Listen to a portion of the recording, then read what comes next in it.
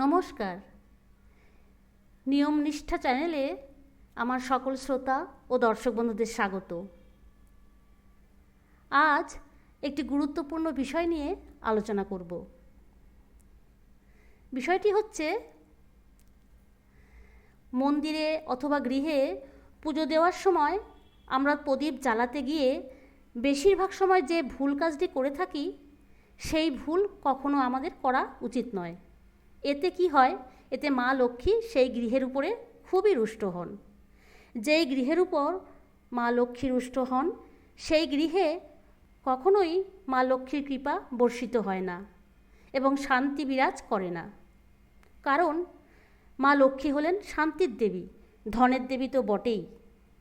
যেই গৃহের উপর মা লক্ষ্মী প্রসন্ন হন সেই গৃহে আপনা আপনি শান্তি বর্ষিত হয়, ধন দৌলত উত্তরোত্তর বৃদ্ধি পায়, রোগ ব্যাধি থেকে মুক্তি এসবেরও সুফল পাওয়া যায়। তাই ভগবানের পুজো দেওয়ার সময় বা মন্দিরে পুজো দেওয়ার সময় সেই প্রদীপ জ্বালাতে গিয়ে সঠিক নিয়মে পুজো করতে হবে। আরেকটি বড় রকমের বিশেষ ভুল যদি প্রদীপ জ্বালাতে গিয়ে করা হয় তাহলে পরিবারের সদস্যদের আয়ু ক্ষয় হয়ে যায়।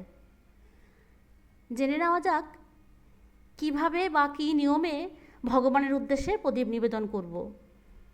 প্রথমত, একবার ভগবানের উদ্দেশ্যে প্রদীপ নিবেদন করে আমরা সেই প্রদীপ না ধুয়ে আবার ভগবানকে নিবেদন করি। কিন্তু এই ভুল কখনো করবেন না। যদি স্টিলের কিংবা পিতলের প্রদীপ হয় তবে সেই প্রদীপকে ভগবানের উদ্দেশ্যে নিবেদন করার পর সেই প্রদীপ ধুয়ে ফেলবেন, তারপর পুনরায় প্রজ্বলিত করবেন।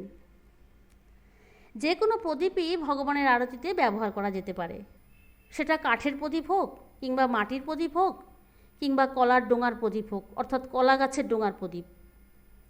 যদি কলার ডোঙার প্রদীপ হয় তাহলে একবার ভগবানের উদ্দেশ্যে নিবেদন করা যায়, দ্বিতীয়বার নয়। আবার যদি মাটির প্রদীপ হয় সেই প্রদীপও ভগবানের উদ্দেশ্যে একবার নিবেদন করা যায়, দ্বিতীয়বার করা যায় না। এরকমটাই শাস্ত্রে বলা আছে। সেজন্য কলার ডোঙার প্রদীপ কিংবা মাটির প্রদীপ একবার ভগবানের উদ্দেশ্যে নিবেদন করার পর দ্বিতীয়বার আর ব্যবহার করবেন না। বেশিরভাগ ক্ষেত্রেই দেখা যায় সকালবেলা যে প্রদীপ ভগবানের উদ্দেশ্যে জ্বালানো হয় সেই প্রদীপই আবার সন্ধ্যার সময় আমরা জ্বালিয়ে থাকি, কিন্তু এরকম করা উচিত নয়। এরকমটি করলে মা লক্ষ্মী বিশেষভাবে রুষ্ট হন। এরকমটি করলে সেই ব্যক্তিদের আয়ুও ক্ষয় হয়। আরেকটি কথা, যে প্রদীপ হাত দিয়ে নিবানো হয়, অর্থাৎ যে প্রদীপের শিখা হাত দিয়ে নিভিয়ে দেওয়া হয়, সেই পরিবারের উপর মা লক্ষ্মীর কুদৃষ্টি পড়ে। সেই পরিবার আস্তে আস্তে ধ্বংসের দিকে এগিয়ে যায়। শাস্ত্রে বলা আছে যে প্রদীপ কখনো হাত দিয়ে নেভাবেন না।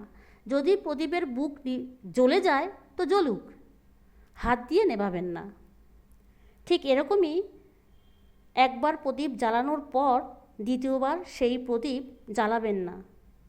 ঠিক যেমন আমরা একটা পাত্রে খাবার পর দ্বিতীয়বার সেই পাত্র না ধুয়ে তাতে কখনো খাবার খাই না, ঠিক সেই রকমই ভগবানকে একটা ফুল নিবেদন করা হলে সেই ফুল দ্বিতীয়বার আর নিবেদন করি না, কেননা সেই ফুলটা একবার ঠাকুরকে নিবেদন করা হয়েছে।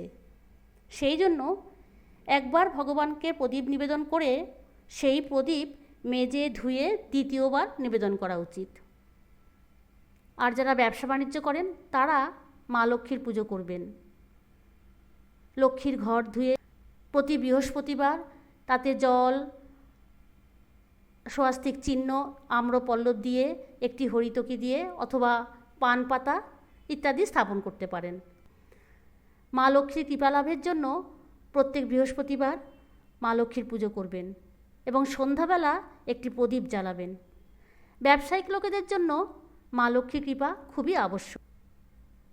তাহলে বন্ধুরা, আজকের আলোচনা এখানেই শেষ করলাম। আবার দেখা হবে পরের ভিডিওতে। ভিডিওটিতে লাইক, শেয়ার ও সাবস্ক্রাইব করার অনুরোধ রইল।